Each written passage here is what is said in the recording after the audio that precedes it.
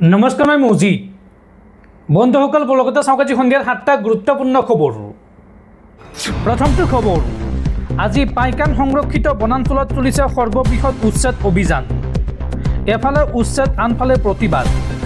উচ্ছেদৰ বিৰোধিতাৰে এইবাৰ ৰাজ্যজুৰি আমচুৰ নেতৃত্বত হাল্লাবোল। ৰাজ্যজুৰি হাজাৰ হাজাৰ মুছলমানে কঁপাইছে ৰাজপথ। আৰক্ষীৰ বাধা নেওচি শ শ মুছলমানৰ উত্তাল প্ৰতিবাদ। আৰক্ষীৰ বাধা নেওচি শ শ মুছলমানৰ উত্তাল প্ৰতিবাদ।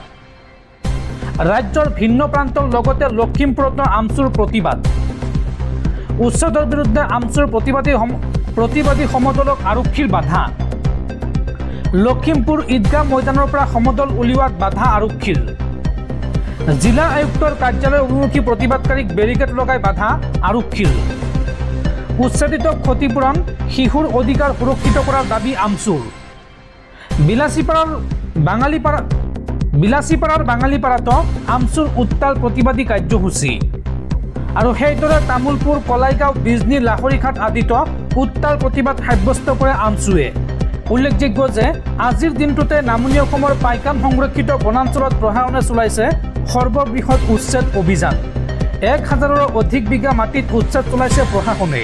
আৰু আজিৰ দিনটোতেই ৰাজ্যজুৰি উচ্ছেদৰ বিৰুদ্ধে প্ৰতিবাদ সাব্যস্ত কৰিছে সদৌ অসম সংখ্যালঘু ছাত্ৰ সন্থা চমুকৈ আমচুৱে। পৰৱৰ্তী খবৰ, প্ৰচণ্ড গৰমে দহিছে ৰাজ্য। আজিৰ দিনটোত সৰ্বাধিক 34 ডিগ্ৰী চেলছিয়াছলৈকে বৃদ্ধি পাইছে তাপমাত্ৰা। আৰু গৰমক লৈ এইবাৰ বতৰ বিজ্ঞান কেন্দ্ৰৰ হাই এলাৰ্ট জাৰি।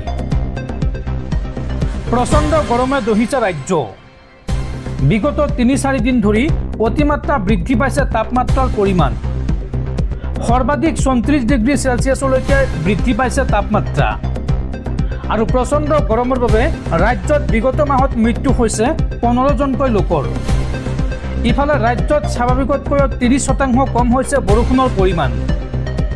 অহা সোমবাৰলৈকে ৰাজ্যত নাই বৰষুণ হোৱাৰ সম্ভাৱনা। বৰঝাৰস্থিত আঞ্চলিক বতৰ বিজ্ঞান কেন্দ্ৰই সদৰি কৰিলে এই তথ্য। পৰৱৰ্তী খবৰ, ৰাজ্যবাসীৰ ওপৰত পুনৰ মাধমাল।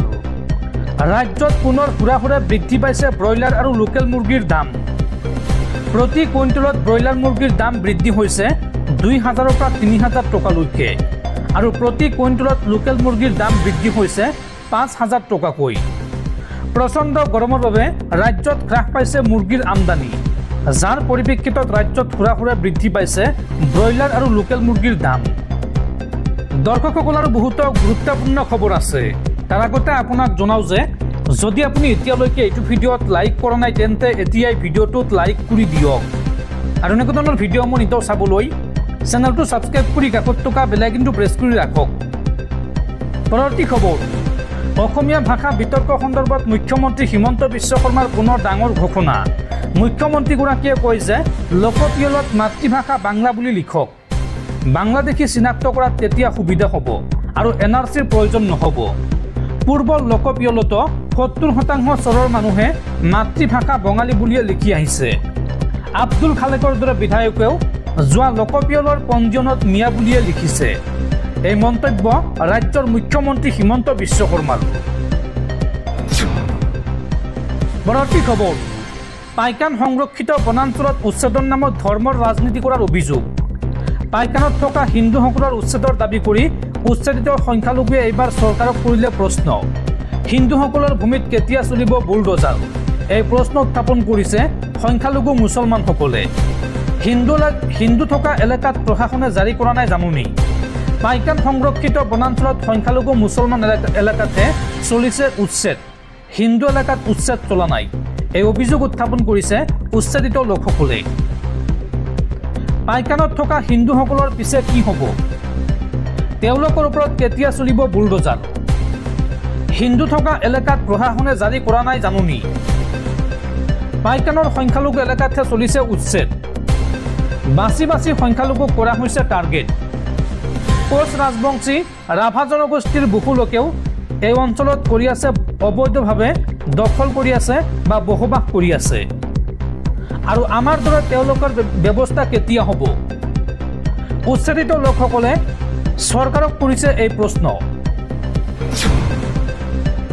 পৰৱৰ্তী খবৰ ৰঙা চীনৰ পুনৰ ভাৰত বিৰোধী কাৰ্য এইবাৰ চীনে গোপনে নিৰ্মাণ কৰিছে বৃহৎ নদীবান্ধ আৰু চীনৰ এই বৃহত্তম নদীবান্ধে ধ্বংস কৰিব অসম আৰু অৰুণাচল প্ৰদেশ চীনত নিৰ্মাণৰত বৃহত্তম নদীবান্ধৰ বাবে এইবাৰ সংকাট পৰিব অসম আৰু অৰুণাচল প্ৰদেশ চীনৰ বিশালাকাৰ জলধাৰাই ধ্বংস কৰিব পাৰে অসম অৰুণাচল প্ৰদেশ চীনৰ বৃহত্তম নদীবান্ধ দুই ৰাজ্যৰ বাবে এক ভয়ংকৰ জলবোমা হৈ পৰাৰ আশংকা প্ৰকাশ কৰিছে মুখ্যমন্ত্ৰী পেমা খাণ্ডুৱে অৰুণাচল প্ৰদেশৰ পৰা মাত্ৰ 50 কিলোমিটাৰ নিলগত চীনে নিৰ্মাণ কৰিছে বিশ্বৰ এই সৰ্ববৃহৎ নদীবান্ধ 137 বিলিয়ন মাৰ্কিন ডলাৰ ব্যয় সাপেক্ষে চীনে নিৰ্মাণ কৰিছে এই মেডক নদীবান্ধ 60,000 মেগাৱাট বিদ্যুৎ শক্তি আহৰণ কৰিব পৰাকৈ নিৰ্মাণ কৰা হৈছে এই নদীবান্ধ ইফালে বৰ্তমানলৈকে ভাৰতৰ সৈতে বান্ধ নিৰ্মাণৰ কোনো তথ্য বিনিময় কৰা নাই চীনে আজিৰ আমাৰ অসম কাকতত প্ৰকাশ পাইছে এই উদ্বেগজনক বাতৰি পৰৱৰ্তী খবৰ ৰামদেৱ আদানী আম্বানীক মাটি দিবৰ বাবে অসমত অমানৱীয় উচ্ছেদ চলাইছে হিমন্ত চৰকাৰে এই উচ্ছেদৰ মূল লক্ষ্য হৈছে হিন্দু ভোটাৰক আকৰ্ষিত কৰা উচ্ছেদৰ নামত মুছলমানৰ ঘৰ ভাঙি হিন্দুক সন্তুষ্ট কৰিব বিচাৰিছে হিমন্ত চৰকাৰে সংবাদমেল পাতি এই বিস্ফোৰক অভিযোগ বিধায়ক অখিল গগৈৰ পৰৱৰ্তী খবৰ বিটিচি নিৰ্বাচনক লৈ ডাঙৰ খবৰ দুৰ্গা পূজাৰ আগে বা পিছে অনুষ্ঠিত হ'ব বিটিচি নিৰ্বাচন 13 আগষ্টত প্ৰকাশ পাব চূড়ান্ত ভোটাৰ তালিকা আৰু 22 জুলাইত প্ৰকাশ পাব খচৰা ভোটাৰ তালিকা উজলাপত্তি দাখিলৰ অন্তিম দিন 5 আগষ্ট যদি আপোনাৰ কিবা শুধৰণি কৰিবলগীয়া থাকে বা উজলাপত্তি থাকে তেন্তে হেয়া আপুনি ভাৰতীয় নিৰ্বাচন আয়োগক জনাব পাৰিব আৰু উজলাপত্তি দাখিলৰ অন্তিম দিন হৈছে 5 আগষ্ট আৰু 18 আগষ্টৰ ভিতৰত চূড়ান্ত হ'ব নিৰ্বাচনৰ ভোট কেন্দ্ৰ পৰৱৰ্তী খবৰ প্ৰধানমন্ত্ৰী মোদীৰ আমলত ঋণত ডুবিছে দেশ প্ৰতি বছৰে ঋণ লৈ চৰকাৰ চলাইছে কেন্দ্ৰীয় চৰকাৰে প্ৰতিটো বছৰতে ঋণ ল'বলৈ বাধ্য হৈছে চৰকাৰ আৰু কোন বৰ্ষত কিমান কোটি টকা ঋণ লৈছে কেন্দ্ৰীয় চৰকাৰে চাওঁহক এক তথ্য 2019-20 বৰ্ষত 105.1 লাখ কোটি টকা ঋণ লৈছে কেন্দ্ৰীয় চৰকাৰে 2020-21 বৰ্ষত 121.86 লাখ কোটি টকা ঋণ লৈছে 2021-22 বৰ্ষত 138.66 লাখ কোটি টকা ঋণ লৈছে 2022-23 বৰ্ষত 156.12 লাখ কোটি টকা ঋণ লৈছে আৰু 2023-24 বৰ্ষত 171.7 লাখ কোটি টকা ঋণ লৈছে মোদী চৰকাৰে পৰৱৰ্তী খবৰ চৰকাৰে বিনামূলীয়াকৈ বিদ্যুৎ যোগান ধৰিব জনতাক প্ৰতিটো পৰিয়ালক 100 ইউনিটলৈকে বিনামূলীয়া বিদ্যুৎ দিয়াৰ যোজনা চৰকাৰৰ 100 ইউনিটতকৈ অধিক বিদ্যুৎ ব্যৱহাৰ কৰিলেহে দিব লাগিব মাচুল অন্যথা মাচুল দিব নালাগে সাধাৰণ জনতাই চৰকাৰে বিনামূলীয়াকৈ বিদ্যুৎ প্ৰদান কৰিব জনতাক প্ৰতিটো পৰিয়ালক 100 ইউনিট বিনামূলীয়া বিদ্যুৎ দিয়াৰ যোজনা চৰকাৰৰ নিৰ্বাচনৰ প্ৰাকখনত বিহাৰ চৰকাৰৰ ডাঙৰ সিদ্ধান্ত বিহাৰত বিনামূলীয়া বিদ্যুৎ দিবলৈ প্ৰস্তুতি চৰকাৰৰ শক্তি বিভাগৰ প্ৰস্তাৱত সন্মতি দিলে বিত্ত বিভাগে আৰু 100 ইউনিটতকৈ অধিক বিদ্যুৎ ব্যৱহাৰ কৰিলেহে এতিয়াৰ পৰা বিদ্যুৎ মাচুল দিব লাগিব বিহাৰৰ জনতাই পৰৱৰ্তী খবৰ ভাৰতীয় নিৰ্বাচন আয়োগক সীমাহীন ক্ষমতা দিব নোৱাৰি এক দেশ এক নিৰ্বাচন বিধায়কক লৈ এইবাৰ প্ৰশ্ন উত্থাপন কৰিছে দেশৰ প্ৰাক্তন মুখ্য ন্যায়াধীশ DY চন্দ্ৰচূড়ে ইয়াৰ পূৰ্বে দেশৰ 3গৰাকী প্ৰাক্তন মুখ্য ন্যায়াধীশে সংসদীয় সমিতিত এক দেশ এক নিৰ্বাচন প্ৰস্তাৱক সমৰ্থন জনাইছে কিন্তু এবাৰ প্ৰাক্তন মুখ্য ন্যায়াধীশ JS খেহেৰ আৰু প্ৰাক্তন মুখ্য ন্যায়াধীশ DY চন্দ্ৰচূড়ে বিধায়কখনক লৈ প্ৰশ্ন উত্থাপন কৰিলে তেওঁলোকে দাবী কৰে যে বিধায়কখনত কেইবাটাও ত্ৰুটি আছে একে সময়তে তেওঁলোকৰ প্ৰস্তাৱ যে নিৰ্বাচন আয়োগক সীমাহীন ক্ষমতা দিব নোৱাৰি প্ৰাক্তন মুখ্য ন্যায়াধীশ DY চন্দ্ৰচূড়ৰ মতে যদিও ই সংবিধানৰ মৌলিক গাঁথনিত আঘাত হানিব নোৱাৰে তথাপিও এই বিধায়কখনত কেইবাটাও ত্ৰুটি আছে অধিক সংশোধনীৰ প্ৰয়োজন আছে অন্যথা ভৱিষ্যতে আইনী জটিলতাৰ সন্মুখীন হ'ব পাৰে সংবিধানত আয়োগক অত্যাধিক ক্ষমতা দিয়া হৈছে 5 বছৰ চৰকাৰ নাথাকিলে সুশাসনৰ ব্যৱস্থা কৰা সম্ভৱ নহয়। ইপিনে ব্যয় হ্ৰাসৰ কথাও নুই কৰিব নোৱাৰি। অৱশ্য কোনটো বেছি প্ৰয়োজনীয়, সুশাসন নে ব্যয় হ্ৰাস কৰাটো আমি বাছনি কৰিব লাগিব।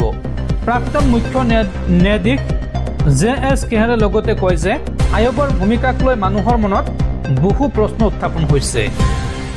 উল্লেখযোগ্য যে এক দেশ এক নিৰ্বাচন বিধায়কৰ খচৰা অনুযায়ী যদি সংখ্যাগৰিষ্ঠতাৰ অভাৱত বিধানসভা বা লোকসভা ভংগ হয়, তেনেহ'লে কাৰ্যকালৰ বাকী থকা সময়ছোৱাৰ বাবেহে লোকসভা বা বিধানসভাৰ উপ নিৰ্বাচন হ'ব। ইয়াৰ পিছত সকলো স্তৰৰ নিৰ্বাচন একেলগে অনুষ্ঠিত হ'ব। চৰকাৰে এই সন্দৰ্ভত যুক্তি দিছে যে ইয়াৰ বাবে বৃহৎ খৰচ হ্ৰাস হ'ব। আনহাতে বিৰোধীৰ অভিযোগ যে বিধানসভা আৰু লোকসভা, পৌৰসভা, পঞ্চায়ত নিৰ্বাচন একেলগে অনুষ্ঠিত হ'লে গণতন্ত্ৰৰ বৈচিত্ৰ্য ধ্বংস হ'ব। প্ৰতিটো নিৰ্বাচন বেলেগ বেলেগ বিষয়ৰ ওপৰত ভিত্তি কৰি অনুষ্ঠিত হয় আৰু সেই সুযোগ ৰাইজে হেৰুৱাব।